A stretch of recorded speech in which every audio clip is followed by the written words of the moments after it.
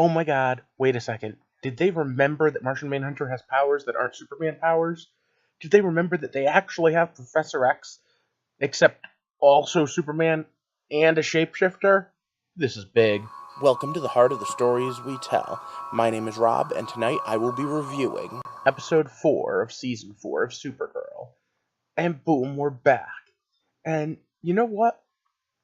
I wasn't too big of a fan of last week's episode. The week before that was hit or miss at best. This time they finally hit one out of the park. Alright, so we have a slightly dark take on what's going on. And what's going on is that kryptonite has been released into the atmosphere by Mercy.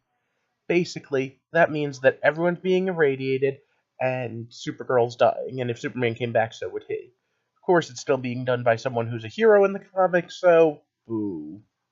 But okay, for those of you that don't know, what I do here is I review stories like this, I come up with theories on how and why we tell stories, sometimes I pitch my own, and I basically just overanalyze TV series, especially fantasy, comic book type things. If that sounds interesting, click subscribe. But I spend a lot of time talking about why you should subscribe in my videos, because that's what people that have way more subscribers than me tell me I should be doing. But maybe I'm not for everyone, and this comment goes to show that. In fact, way back when I started this channel, part of my intro was that I spend way too much time thinking about stories. And maybe I do overanalyze things, and maybe at the end of the day this is just a comic book story. But maybe not. I don't know. Do you guys like when I overanalyze like this, or do you guys think like Nathan? Let me know in the comments below, and then we'll throw this up there and get started. So once again, it's stop. Spoiler time. Ba-da-na-na. And yeah, there were still political leanings, and there was still a storyline that involved some sort of otherism. But it didn't feel as forced tonight. Did the writers come back from being on strike or something and no one told me? Alright, so this guy, I refuse to call him that, has still seeded the planet with kryptonite, which is the main threat. Because Supergirl is dying, and because she's dying, there's pretty much nothing we can do to save her, except for lock her away. And if that's not a whole huge thing for you to think about, how safe would you be in an encounter suit?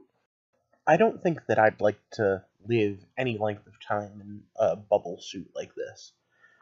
But it also allowed for them to tape this episode mostly without Melissa Benoist. I figured that out too. Now, this episode has 100 great scenes in it, a whole bunch of quotable things, but we're going to start with the first time that I sat there and went, oh my god, the same writers wrote that? And it involves Brainiac crying. And pointing out that he's not a robot, he's a cyber or organic organism. And Lena Luthor, of all people, teaches him, alright, look, it sucks, and I'm upset, and I'm tired. But sometimes you gotta put all that away and you have to fight. And yeah, that's another kind of modern political thing, but it's really just good advice and a great line. Now, we get all this stuff about Supergirl and about aliens and about powers, but at the end of the day, what are the bad guys doing? They're turning powers against people, huh? Funny thing.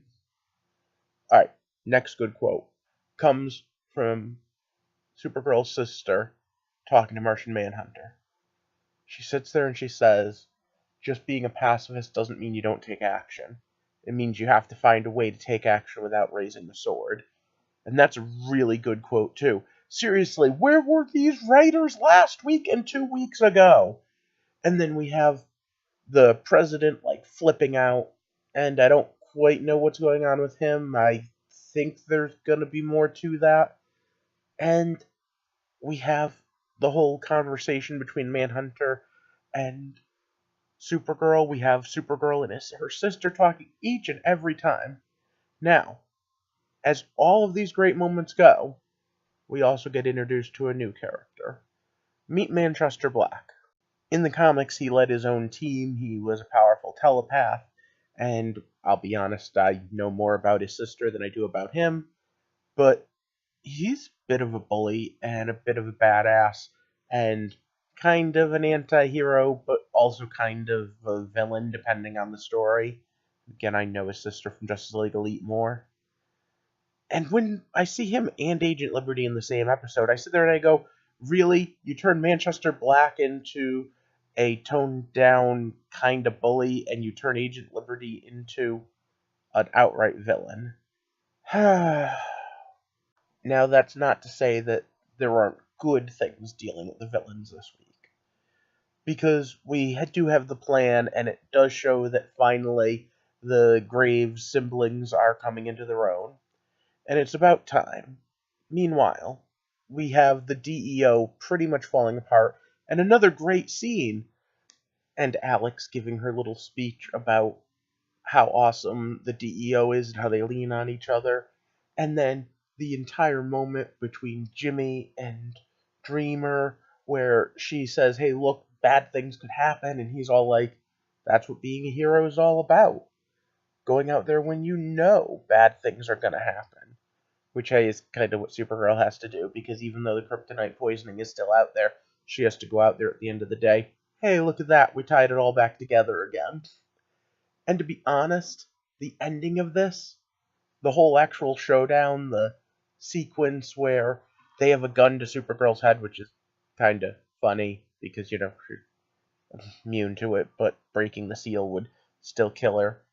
Well, Lena and Brainy are trying to work to save it, which, of course, they're going to save the day at the last second so that Supergirl can then save the day. And again, I'm pretty sure this was all done just so Melissa Benoist wasn't on set so they could record this episode first, before any of the others even, because she was away doing her own thing.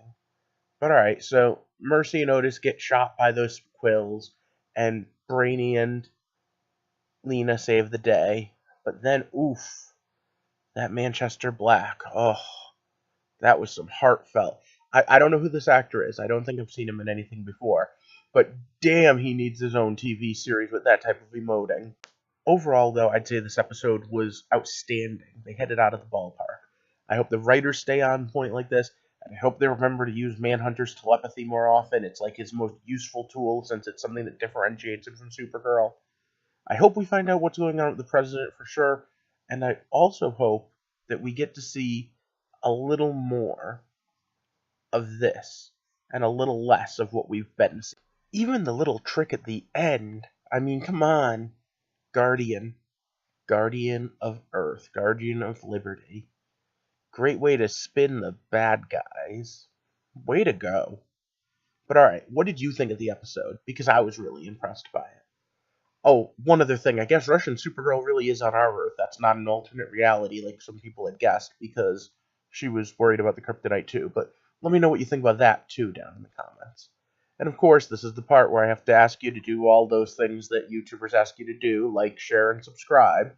And then I'm going to give a big shout out thank you to my Patreons that are helping make this channel possible. And ask you that if you have a minute, let me know what you're thinking. Give me some idea what you think about the show in general or my reviews. And if you think I overanalyze, let me know. If, on the other hand, you like when I overthink, and when I'm trying to peel apart to find out what goes where and why, let me know that too. It really helps the channel out. I hope you have a good night, and thanks for walking with me through the heart of the stories we tell.